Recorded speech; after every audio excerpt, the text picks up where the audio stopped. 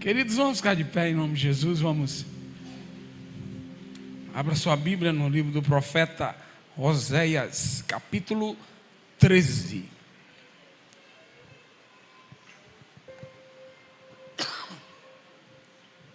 Oséias 13.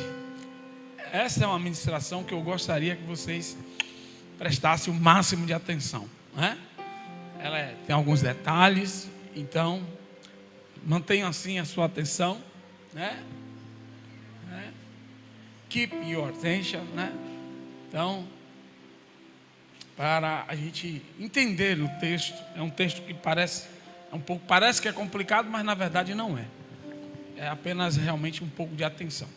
A gente precisa ter nele para que a gente possa receber, né, a mensagem de Deus, entender a história, entender a teologia por trás da história e a aplicação, né? Que não adianta nada a gente contar a história, explicar a teologia e você sair daqui dizendo assim, sim, o que é que eu faço com isso? Né? Então, é necessário, né, explicar, né, e aplicar, né? Então, mas para a gente aplicar direito, a gente precisa entender direito, né? Então, Oséias capítulo 13, versículo 1 diz assim: quando Efraim falava, tremia-se. Foi exaltado em Israel, mas ele se fez culpado em Baal e morreu. E agora multiplicaram pecados, e da sua prata fizeram a imagem de fundição, ídolos segundo o seu entendimento, todos obra de artífices, dos quais dizem: os homens que sacrificam, beijem os bezerros. Por isso serão como a nuvem da manhã e como o orvalho da madrugada que cedo passa, como o folhelho que a tempestade lança da eira e como a fumaça da chaminé. Todavia eu sou o Senhor teu Deus desde a terra do Egito. Portanto não reconhecerás outro Deus além de mim, porque não há Salvador senão eu.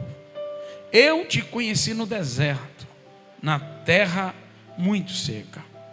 Depois eles se fartaram em proporção do seu pasto, estando fartos, ensoberbeceu-se o seu coração, por isso se esqueceram de mim. Serei, pois, para eles como leão, como leopardo espiarei no caminho. Como ursa roubada dos seus filhos, os encontrarei, e lhes romperei as teias do seu coração, e como leão ali os devorarei. As feras do campo os despedaçarão. Para a tua perda, ó Israel, te rebelaste contra mim, a saber, contra o teu ajudador. Onde está agora o teu rei, para que te guarde em todas as tuas cidades? E os teus juízes, dos quais dissestes: dá-me rei e príncipes. Dei-te um rei na minha ira e tirei-o no meu furor. A iniquidade de Efraim está atada, o seu pecado está armazenado. Dores de mulher de parto lhe sobrevirão. Ele é um filho insensato, porque é tempo e não está no lugar em que deve vir a luz. Tome assento. Amém?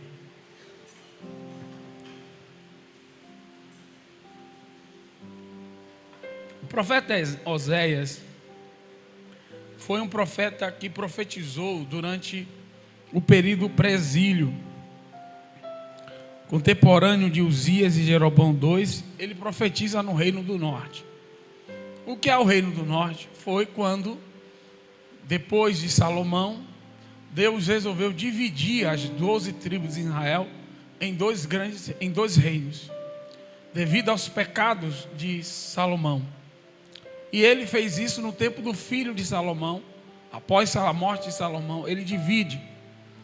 E Roboão, filho de Salomão, fica com duas tribos, a tribo de Judá e a tribo de Benjamim. E Deus dá a Jeroboão as outras 10 tribos. E aí a capital, que antes era apenas Jerusalém, divide-se em duas capitais. A capital do Reino do Sul continua sendo Jerusalém, e a capital do Reino do Norte se torna Samaria, que eram os termos de Efraim. os termos de Efraim. Quem era Efraim? Efraim era o filho mais novo de José, ungido primogênito de José por Jacó e adotado como seu filho.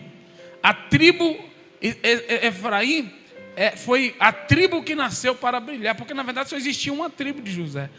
Mas quando Deus abençoou, quando Jacó abençoou Efraim, Efraim se tornou uma própria tribo. E era a tribo mais poderosa que tinha. Era a mais numerosa. E era a mais poderosa. Era a tribo que nasceu para brilhar. Efraim tinha Josué era da tribo de Efraim. Samuel também era da tribo de Efraim. Cresceu, eles cresceram ao ponto do seu nome ser sinônimo de todo Israel. Então na Bíblia às vezes você vai ver, vai ouvir, vai ler, Efraim, mas Deus está se fazendo referência a toda a tribo de Israel, a todo o povo de Israel, de tão poderosa que essa tribo se tornou, Então a gente foi em Siquém, nos termos de Efraim, onde o patriarca Abraão ergueu o primeiro altar quando chegou na terra prometida de Canaã. Então quando eles chegam na terra prometida, quem fica com esse lugar? Efraim, O tabernáculo de Arão foi montado nos termos de Siló, também lá ali em Efraim. Então, mas Deus escolhe ali, a gente sabe a questão da era de Araúna, quando Deus escolhe Jerusalém agora para a capital da adoração. E em Davi isso muda tudo, porque agora não é mais Siló, não é mais os termos de Efraim. O tabernáculo estava lá e o tabernáculo foi desmontado e Davi faz uma tenda e coloca a arca na tenda, e a partir dali Deus se agrada tanto que resolve mudar o lugar da adoração para Jerusalém. Amém, irmãos? Então, mas o que foi que houve? Que quando houve a divisão dos reinos, Jeroboão, nos tempos dos dias, os dias de adoração, que eram três grandes festas, mesmo com o reino dividido, o povo continuava a ir para Jerusalém. E Jeroboão, preocupado com isso, preocupado de perder o seu poder, ele resolve criar um segundo centro de adoração. Ele resolve criar os seus próprios sacerdotes, uma adoração agora a um bezerro e não mais a Deus. E é sobre esse texto, é sobre isso que o texto está falando. Deus tinha dado à tribo de Efraim uma missão, tinha dividido os reinos e tinha dado uma missão clara para eles. Mas eles não se contentaram com a missão que Deus tinha dado. Eles queriam também a missão de Judá. A missão de Judá era manter a adoração ativa, era manter a adoração pura. A missão de Efraim era ser uma potência militar para que protegesse todo o povo. Mas aí o profeta Oséias, que está ali profetizando antes do exílio deles, antes de Deus acabar com a tribo, acabar com o reino, Deus envia Oséias para ver se eles se arrependessem, se arrependeriam. Mas isso não aconteceu. Mas esse texto aqui, ele descreve a tentativa de Deus, do profeta, a chance que Deus está dando, e traz revelações profundas sobre chamado, sobre propósito, sobre estar no lugar certo, sobre fazer as coisas certas, sobre a soberania de Deus, sobre o poder de Deus. Aleluia. Então eu queria aqui discorrer rapidamente sobre algumas coisas que chamam a atenção nesse texto. Então, quando Jeroboão começa a erguer esse altar de Baal, e é por isso que o versículo 13 diz assim: mas ele se fez culpado em Baal e morreu. Ele está falando desse altar que era um altar falso, de uma falsa adoração. E por que ele ergue esse altar? Porque ele não aceitou que a adoração, que o chamado para ser a capital da adoração ficasse em Jerusalém. Mas eles eram grandes, eles eram poderosos, eles tinham poder, eles tinham riqueza, mas eles não aceitaram apenas isso, eles queriam adoração. Pastor, onde é que o senhor quer chegar? Já vou começar a aplicar aqui já, né? Porque, irmãos, existem pessoas que têm dificuldade em reconhecer o chamado na vida do outro. Eu vou falar uma coisa a você, você não vai ter tudo. Existem coisas que Deus vai colocar na mão de outra pessoa. A quem está entendendo aqui? Não adianta, você não vai ter tudo, meu amigo. Você não vai ter tudo. Quem quer fazer? Ou seja, você vai fazer parte do projeto de Deus, mas você não vai ter tudo. Existem coisas que Deus não vai pôr na sua mão. Existem coisas que Deus vai colocar na mão do outro. Então existem pessoas que têm dificuldade em reconhecer isso. Existem pessoas que têm dificuldade, que são tão inseguras no seu chamado, que ela não quer que ninguém brilhe ao lado dela. Então quando Jeroboão começa a ver o povo ir, ele pensou que o povo não ia voltar. Mas foi Deus quem fez. Foi Deus quem fez a divisão. Foi Deus que estabeleceu Jeroboão como rei. Então se Deus te estabeleceu em um lugar, não tenha medo dos outros que estão brilhando à sua volta. Quem está me entendendo aqui? O brilho dele não vai apagar o teu brilho. O brilho dele não vai apagar o teu chamado. Aleluia. Então às vezes a gente tem medo disso. E foi isso que Jeroboão ficou com medo disso. Ele disse, não, vou fazer aqui uma coisa aqui para poder o povo não ir. Aleluia. Irmãos, quando é Deus que te estabelece, é Deus que te sustenta. Quando é Deus que te estabelece, é Deus que te sustenta. Então às vezes Deus abre uma porta de emprego para nós. Vamos aplicar, né? Aí Deus começa a te exaltar nessa empresa, nesse lugar. Aí surge alguém que começa a se destacar e você começa a ficar com medo. Aí eu pergunto a você, quem abriu a porta? Foi Deus mesmo? Então por isso nós temos que tomar cuidado em usar o nome de Deus em vão. É um dos mandamentos, um dos 10. Por quê? Porque a gente, às vezes, as coisas acontecem na nossa vida e a gente abre a boca e diz assim, não, foi Deus. Foi Deus mesmo? Porque é muito fácil dizer que foi Deus quando a coisa está funcionando. Mas quando vem as ameaças, se realmente você tem certeza de que foi Deus, você não vai ficar inseguro. Você não vai ficar insegura. Quem está me entendendo aqui? Você vai confiar, não importa, meu lugar está guardado aqui, minha posição foi colocada por Deus, essa porta foi aberta por Deus, aleluia. Então eu, aleluia, vou confiar nele. Ele é que me sustenta, ele é quem me guarda.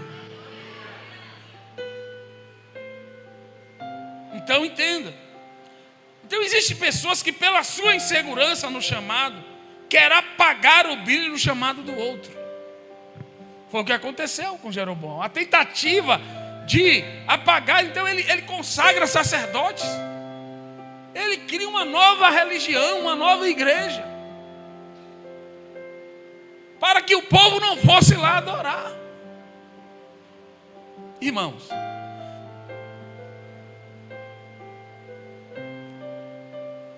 quando da consagração do tabernáculo lá no deserto,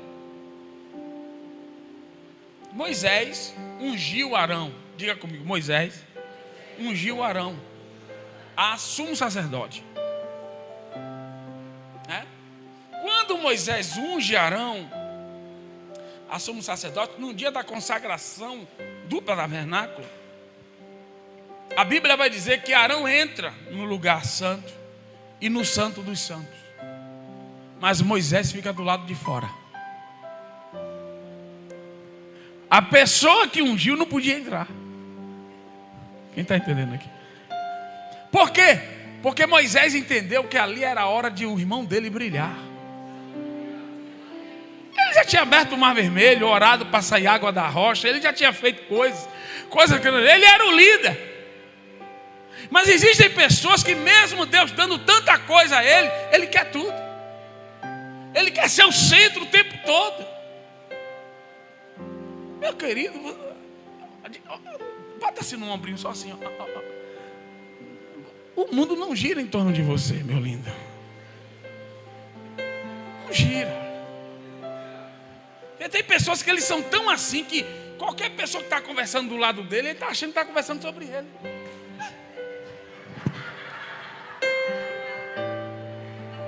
Você já viu pessoas assim?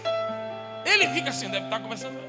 Quem é você no jogo do bicho, na carta do... Você está me entendendo, gente? É a última cocada, o último biscoito. Não é? Então Jeroboão se achava. Disse, não, tem que ser eu. Então Moisés fica do lado de fora. Sabe o que acontece? A glória de Deus desce sobre o tabernáculo. Arão lá dentro e Moisés olhando tudo. Irmão, deixe seu irmão brilhar. Louve a Deus quando ele estiver brilhando. Aleluia. Exalte a Deus quando as coisas da vida dele estiverem dando certas. Se alegre por isso, aleluia. Porque vai chegar a tua vez também. Alguns receberam aqui. Vai chegar a tua vez também. Então nós estamos nesse... A gente sempre fala sobre isso de comparação, né? Mas cada um tem o seu momento. E o seu momento vai chegar. Se você estiver no tempo de Deus. Então, nós precisamos entender que quando Deus nos chama, é Ele quem garante o sucesso do nosso chamado. E por favor, quando eu estou falando em chamado aqui, eu não estou falando na visão que foi inserida dentro do cristianismo pelo iluminismo, que separou secular, né, de igreja. Chamado é chamado. Deus chama pessoas para ser empresário. Deus chama pessoas para serem políticos. Creiam nisso. Deus chama pessoas para desempenhar, para ser juiz. Então chamado não se limita a questões da igreja, a pastor, a evangelista, apóstolo, mestre, profeta. Não. Porque nós precisamos ter uma visão do reino. E o reino ele tem que estar em todas as esferas da sociedade. Amém? Quem entendeu isso aqui? Então, esse é o chamado. Então, entenda aqui. Não há insegurança na vida daquele que tem certeza do seu chamado em Deus. E eu queria demorar um pouquinho nisso aqui, embora isso não é o tema principal que eu quero trazer hoje. Mas tem a ver, é uma construção aqui, né? Então, não há insegurança na vida daquele que tem certeza do seu chamado. O nosso chamado não é o todo, mas apenas uma pequena parte de um plano muito maior. Então as coisas e as pessoas nem sempre vão girar em torno de você. Então preste atenção, quando Jesus começou a pregar, a multidão que seguia João Batista, que era o estourado. João Batista estava estourado, meu irmão, era a multidão. Olha, por quê? Você sabe por que Jesus disse que não houve profeta maior do que João? Você já entendeu? Só um dado para vocês entenderem. Só um dadozinho específico. Todos os profetas, eles iam profetizar na capital dos reinos. Eles iam profetizar na praça principal. Eles profetizavam na frente dos palácios e na frente do templo. João Batista profetizou no deserto. O povo saía dos lugares. Quem está me entendendo aqui? As multidões afluíam das cidades para ouvir ele. Ele estava lá no deserto. Pense num profeta, irmão. Pense num homem. Aí João Batista estava estourado, meu amigo. Aí daqui a pouco João Batista, diga comigo, João Batista batiza Jesus. Depois de um ano, o culto de ceia de João Batista estava esvaziado. E aí os discípulos incomodados disseram assim: Jesus, João, Senhor, aquele que o Senhor batizou, está estourado lá a campanha de milagre lá. Está todo mundo indo lá para essa campanha de milagre. Os discípulos de João preocupados, entendeu? Eu estou falando aqui de quê? De chamado, amém, irmãos? De chamado. Os discípulos de João preocupados. Mas João entende que o seu propósito já havia se cumprido. E aí João chega para os discípulos e diz assim: importa que ele cresça e que eu diminua. Chegou o meu chamado, meu propósito foi esse aí. Foi preparar o caminho dele. Se ele já está brilhando, significa que eu cumpri o meu propósito. Ele agora vai assumir a dianteira. Eu estou passando agora o bastão. Aleluia. Porque ele é o noivo e eu sou o amigo do noivo. Irmão, queira ser amigo daqueles que estão, aleluia, cumprindo o propósito de Deus. Se alegre com isso. Se alegre com isso. Então, essa questão do chamado, observe, quando você entende para onde Deus quer que você vá, qual é o seu chamado, vai ser muito fácil duas coisas acontecerem. Vai ser fácil você dizer não a muitas propostas. Vai ser fácil você dizer não a muitas oportunidades. Porque você já sabe qual é o que Deus tem para você. Então, vai aparecer, ou vão aparecer, oportunidades boas, interessantes para uma pessoa crescer e brilhar. Mas você vai dizer, vai olhar assim, pô, é legal isso aí, mas não tem nada a ver comigo. Não foi para isso que Deus me chamou. Então, quando a pessoa entende isso, ele não fica ali procurando saber o que é que está dando certo aqui, o que é que está dando certo hoje, qual é o negócio que está dando certo. Ele não fica preocupado com isso. Ele vai naquilo que ele sabe que ele vai brilhar. Quem está me entendendo aqui? E é sobre isso que eu quero falar hoje. É sobre isso que o texto está dizendo. Ele se desloca para os lugares onde o chamado dele será evidenciado. Então, se é empresário, vai chegar uma hora que ele está ali empregado, aí vai começar uma agonia. Esse negócio de ficar, meu Deus, eu não aguento mais ficar empregado. Pô, meu sonho é montar uma empresa. E chega uma hora que ele fica agoniado. E aí ele sai. Sabe? Abre uma coisa, abre um negócio. Não sei que daqui a pouco a coisa bomba. Não tem como. E mesmo quando a coisa ainda não aconteceu, você se encontra com esse cidadão, ele está alegre. Rapaz, o negócio está aqui, não estou aqui, Deus está comigo. Porque você entende, porque quando você está fazendo na jornada, como disse Davi, na jornada, no caminho daquilo que Deus preparou para você, Deus ele coloca uma alegria dentro de você que ninguém consegue tirar. Em meio ao trabalho, está difícil, está isso, mas existe uma alegria. Então deixa eu te dizer, se hoje essa alegria não está dentro de você, então pode acontecer que você está no lugar errado. Sabia disso? É um peso, é uma coisa, é isso. Então preste atenção aqui. Aí Deus, ele usa o profeta Oséias para trazer uma visão ampla para a tribo para o povo de Israel. Efraim aqui é Israel. Porque ele quer mostrar que Israel estava confiando na força dele, no poder dele, do homem, da carne. Mas o homem não é nada para Deus. O homem não é nada. Davi disse que ele era pó. E nós somos pó.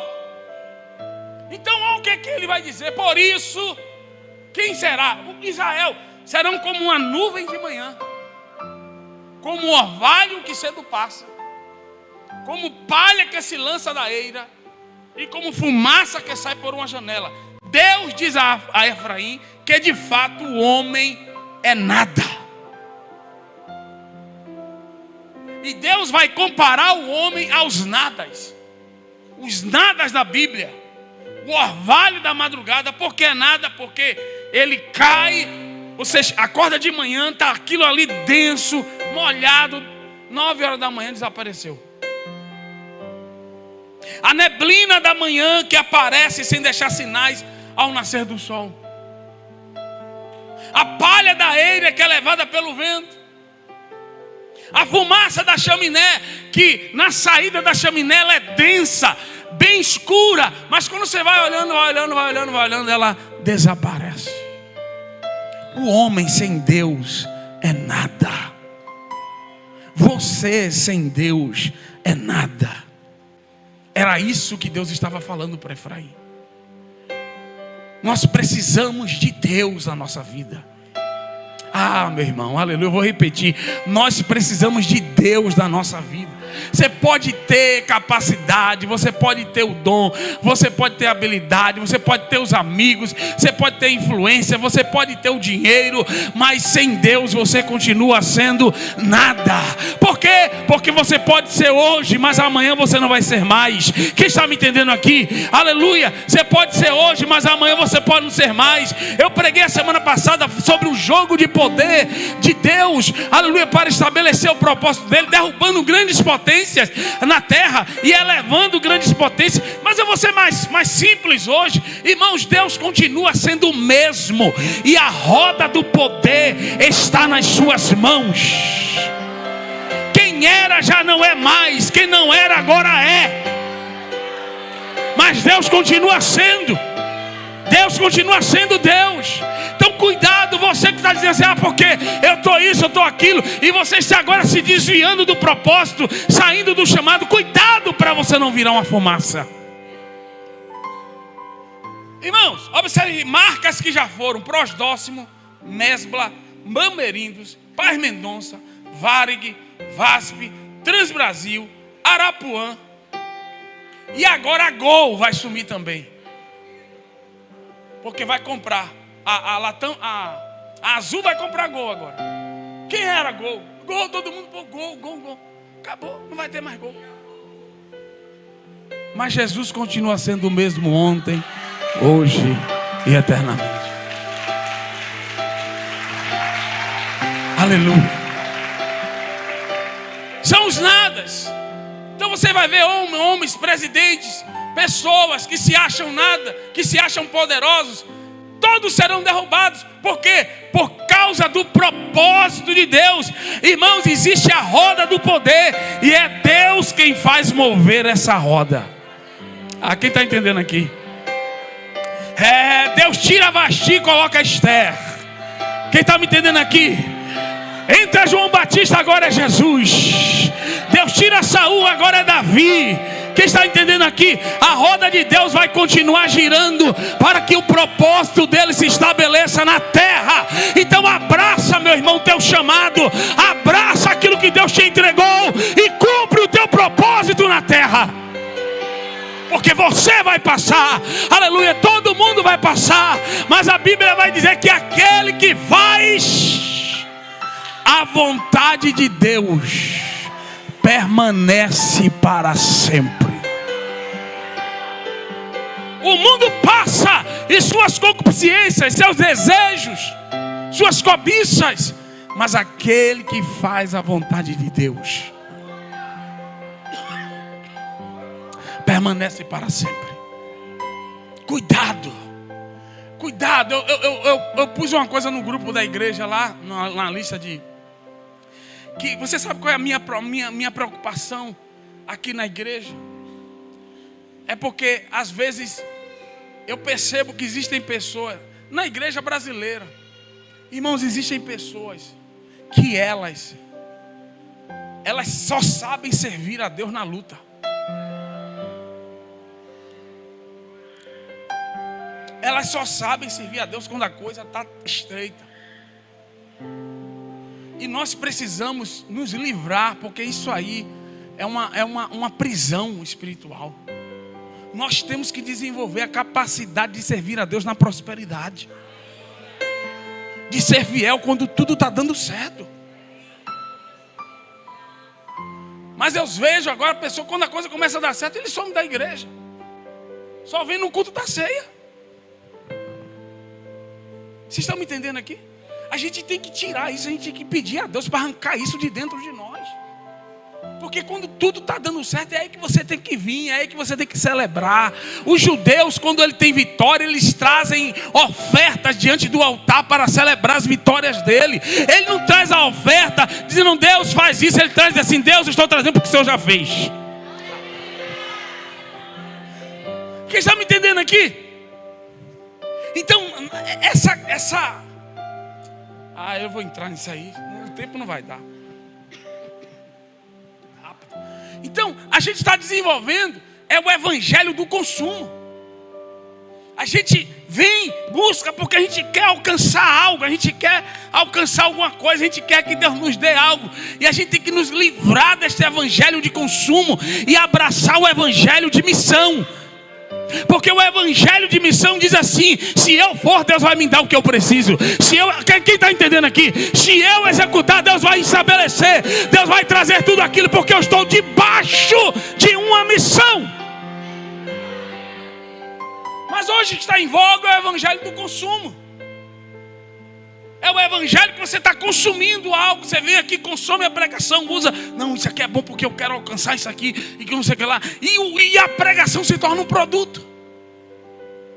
E todo produto entra em quê? Você vai lá na loja do açaí. Eu não gosto de açaí, mas tem quem gosta de açaí aqui? Um bocado de gente gosta. Eu não sei como, mas... Você vai lá na loja do açaí. Aí pega aquele potinho bonitinho, selado. Você come o açaí, joga o pote. Acabou. Vira tudo obsoleto. Então, as pregações estão se tornando produtos. Quem está entendendo aqui? Serve só para o seu propósito, não é para a missão. Não é para aquilo que Deus estabeleceu eterno para a sua vida. Não é para você avançar naquilo que Deus está te mandando fazer, mas é para você conquistar algo para você. Depois eu vou desenvolver isso aí. Vamos voltar para o texto. Então entenda, Deus está mostrando para Efraim ou Israel quem ele é, quem Deus é e quem ele é. Que ele é um nada e Deus é eterno. E aí ele vai dizer assim: todavia eu sou o Senhor, teu Deus, desde a terra do Egito, desde quando você estava preso. Eu não te abandonei quando você estava na prisão, quando você estava ruim, quando você estava mal. Eu estava ali, te sustentando. Quem recebe esta palavra aqui? Portanto, não conhecerás outro Deus além de mim, porque não há Salvador senão eu. Eu te conheci no deserto, em terra muito seca. Quando tinham em terra muito seca, Deus está dizendo assim: na tua necessidade eu me manifestei a você. Fui eu que te sustentei quando todos te abandonaram. Fui eu que abri a porta quando todas as demais fecharam. Quando os homens te excluíram, eu te sustentei e eu vou te sustentar, diz o Senhor. Aleluia. Quem está me entendendo aqui? Não, aleluia, não fique preocupado.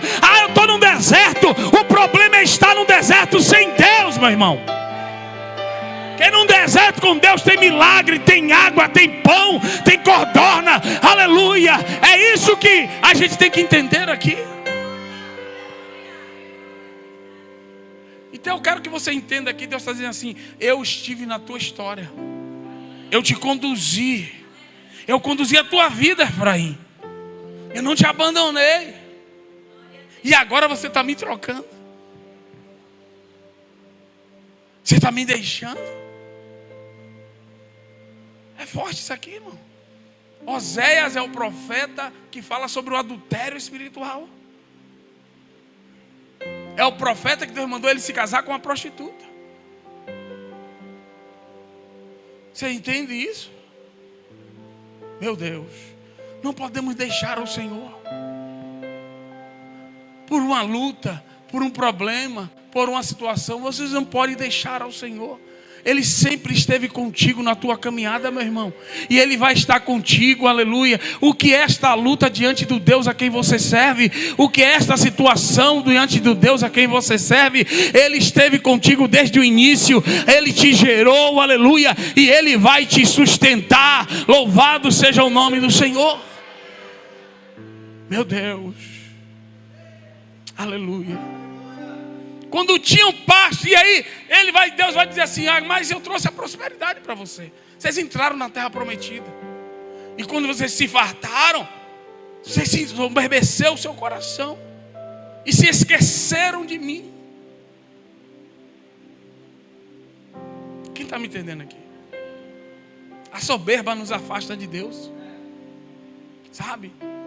A soberba é uma declaração de independência. A soberba nos faz cair da graça de Deus, pois ela invoca aquilo que fazemos e não o que Deus fez por nós. E aí sabe o que é que Deus vai dizer para este homem, para este povo? Sou, pois, para eles como um leão, como um leopardo, espreito no caminho, como ursa, roubada de seus filhos. Deus diz assim: eu estou irado, eu estou com raiva, e eu vou pegar vocês, eu vou tratar vocês. E aí tem um bocado de gente aí dizendo que, um bocado de crente dizendo assim: é o diabo, irmãos. Não se surpreenda se você descobrir que é Deus. É Deus que está te atacando. Foi Deus que resolveu te pegar. Foi Deus que resolveu te tratar. E não adianta repreender. Está repreendido em nome de Jesus. Jesus vai dizer assim: você está me repreendendo em meu nome? Como assim? Quem entendeu aqui? Mas tem gente que está nesse estreito. Deus resolveu te pegar, meu querido. Você não entendeu não? Sabe aquele caminho escuro que o carro quebrou? Chega. Ei? Aí passa aquele Deus, é aquele motoqueiro que está chegando para acertar a conta com você. Se for te pegar. Olha, pastor, você está invocando. Aqui, irmão, a descrição. Serei para eles como leão, como leopardo, espreito no caminho, escondido, esperando você passar para ele te atacar. Isso aqui não é Deus dizendo que o diabo vai fazer isso com você, não. É Deus dizendo assim que ele vai fazer isso com você. Por que isso, pastor? Porque se esqueceram de Deus. Então qual é o segredo aqui? Nós não podemos nos esquecer de Deus. Não se esqueça de Deus. Não, na hora que a coisa está certa, aí você toma as decisões. Na hora que o dinheiro está na conta, aí não tem oração. Só tem oração quando falta. Aí você sai tomando várias decisões. Eu Gisele, é acostumado a isso. Povo, eu como pastor, o povo, tipo assim, tá tudo certo. Aí o povo só vem pedir orientação quando a coisa está ruim. Aí quando a coisa está boa, faz um bocado de bagaceira, me perdoe aqui o termo, um bocado de coisa errada. Aí, pastor, porque eu pensei, por que não? Mas tu não veio pedir? Quem está me entendendo aqui? Seja como a viúva que foi até o profeta. A viúva foi até o profeta quando não tinha azeite, quando estava sem nada em casa. Mas quando o azeite foi multiplicado, ela voltou e disse assim: o que é que eu faço agora?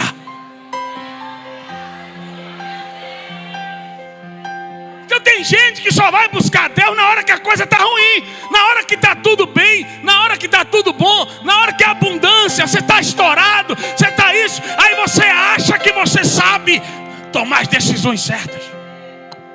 Aprenda com a viúva. A viúva disse o quê? Quando Deus multiplica o azeite, ela volta para o profeta e diz assim: o que é que eu faço, profeta? Venda, pague as dívidas.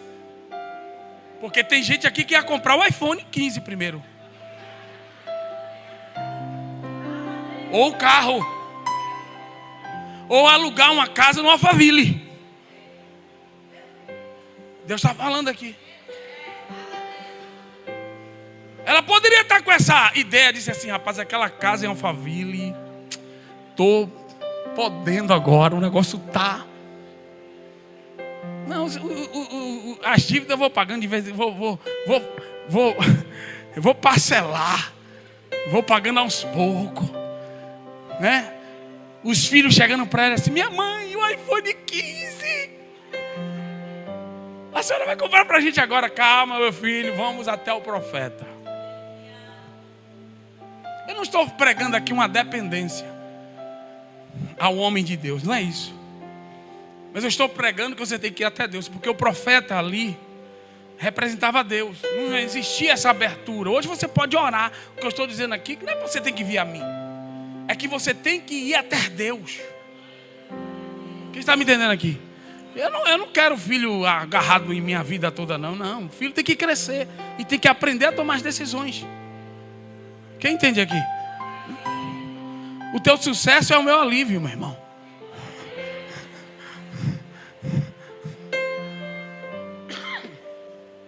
Se está tudo dando bem, né? Eu estou aliviado, está tudo tranquilo.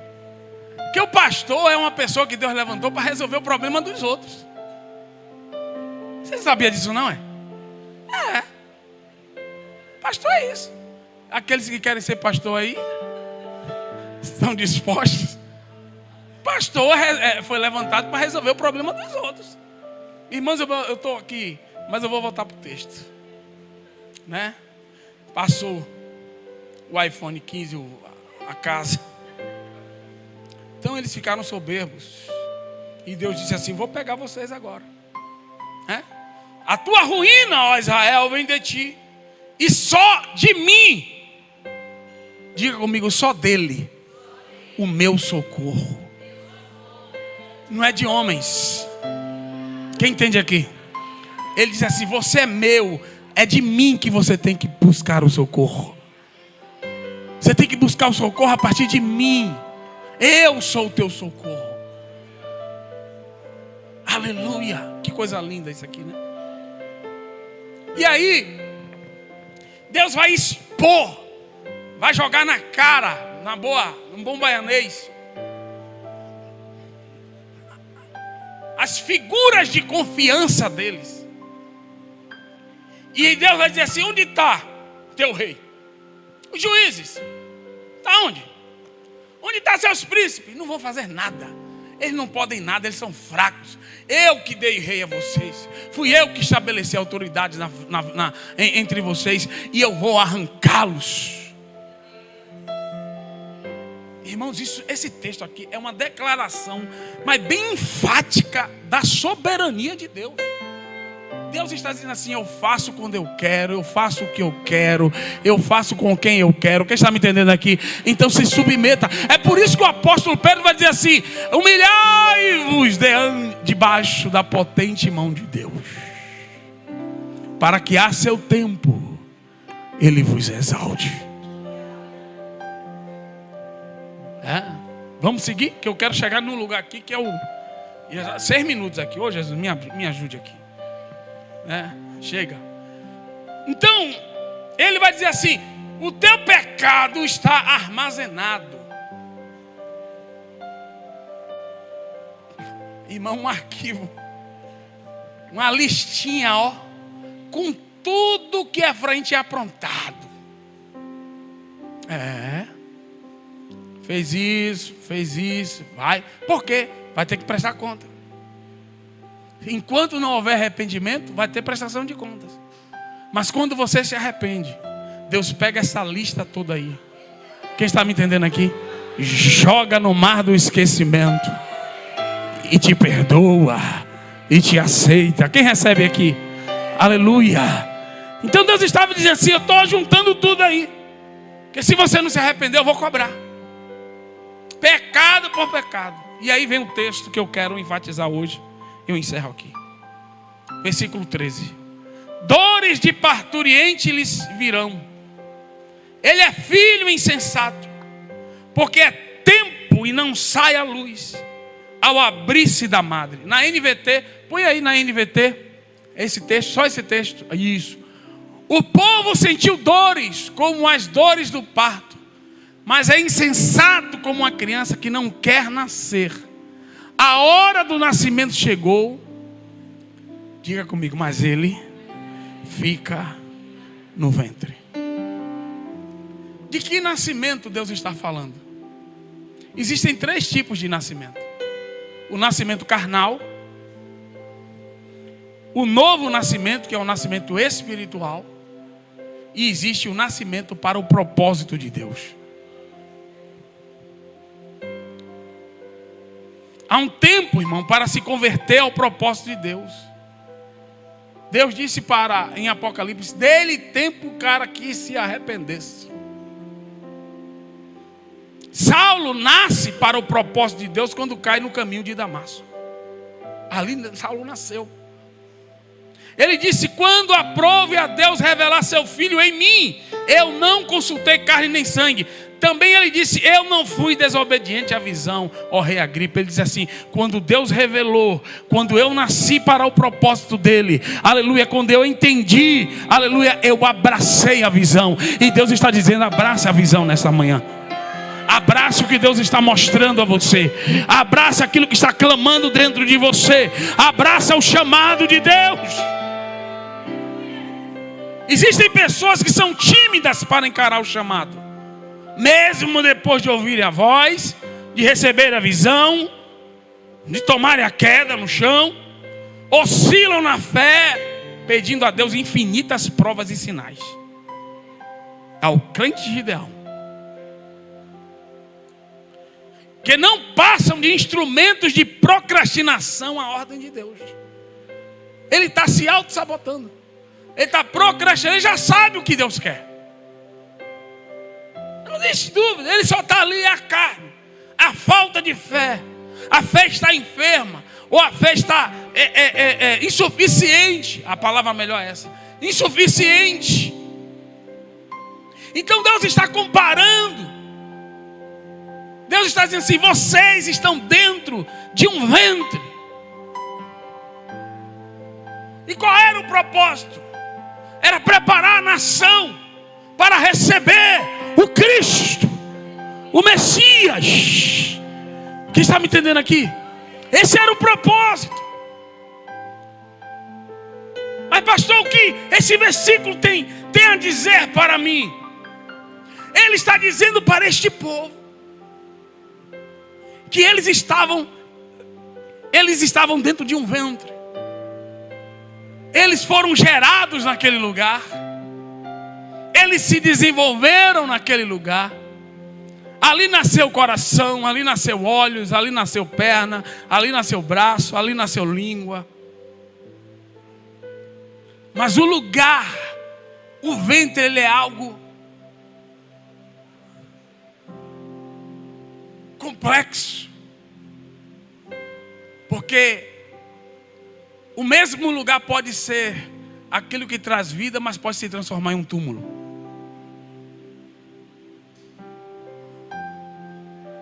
Pegou aí? Porque o ventre, até o tempo certo, ali ele está te dando vida. Ali ele está te fortalecendo. Mas se você não sai, você morre. Se você não sai, você perde a vida. E Deus está dizendo assim, você é insensato. Você quer continuar no ventre. Você quer continuar aí, mas eu não te chamei para isso. Eletia, meu Deus. E se você ficar aí, você vai morrer. Eu quero te puxar, Efraim. Eu quero te tirar para o meu propósito. Eu quero que você saia deste ambiente.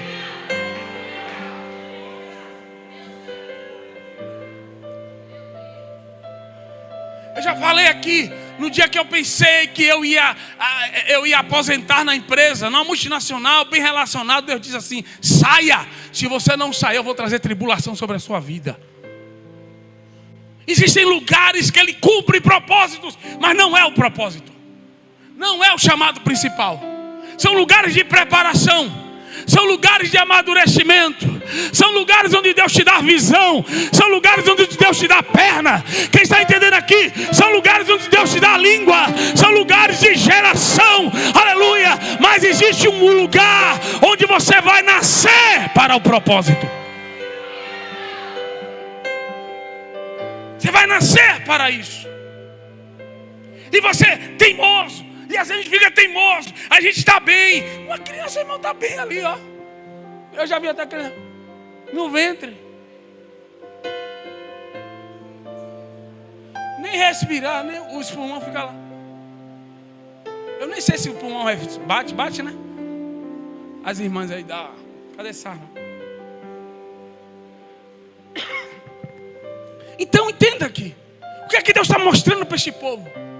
Vocês têm que nascer para o propósito que eu estabeleci em vocês. Vocês têm que nascer. Porque existem pessoas que são tímidas. Entenda aqui.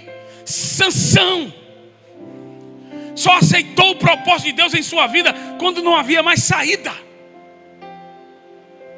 Brincou, dando enigma, fazendo isso, fazendo aquilo. Cuidado, meu irmão. Cuidado.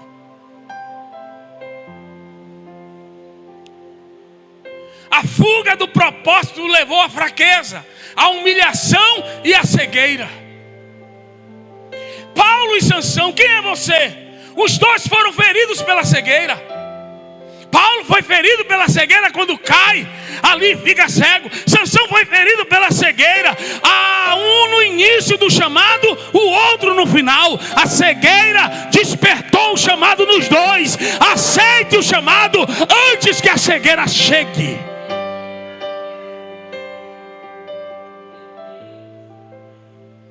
Quem entende aqui? A cegueira abriu os olhos de Saulo. Ele achava que estava vendo, não estava vendo. Então, eu não sei qual é o teu ventre. Eu não sei se você está neste lugar de ventre, nesse ambiente de ventre. O ambiente de ventre é um ambiente limitado. Só vai te fazer crescer até um determinado tamanho. Se você crescer mais do que o necessário, você morre e mata o lugar. Quem entende aqui? É por isso que Deus nos tira. É por isso que Deus nos arranca desses lugares. Porque você não vai ter, a mãe não vai ter, aquele lugar já vai ser pequeno para te sustentar. O propósito já está bradando dentro de você e você está se sentindo preso. Já não existe mais oxigênio suficiente. Já não existe mais nutrientes o suficiente para te sustentar. E você está se sentindo. E Deus está te dizendo, está na hora. Você está fazendo o que aí? Você está fazendo o que nessa posição? Você está fazendo o que nessa profissão? Você está fazendo o que nesse lugar? Você está fazendo o que? Eu já te mandei. Eu já te dei ordem.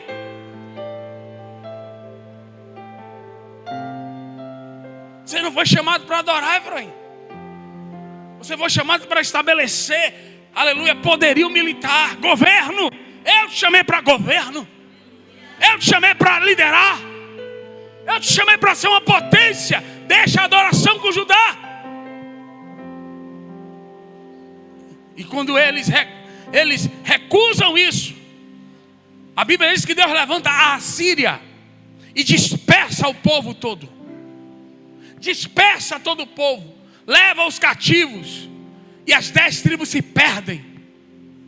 E Judá, que antes só tinha adoração, agora tem a adoração e o reinado.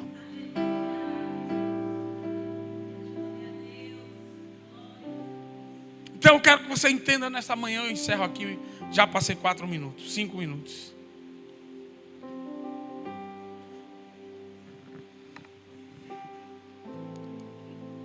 Perceba o ambiente que você está.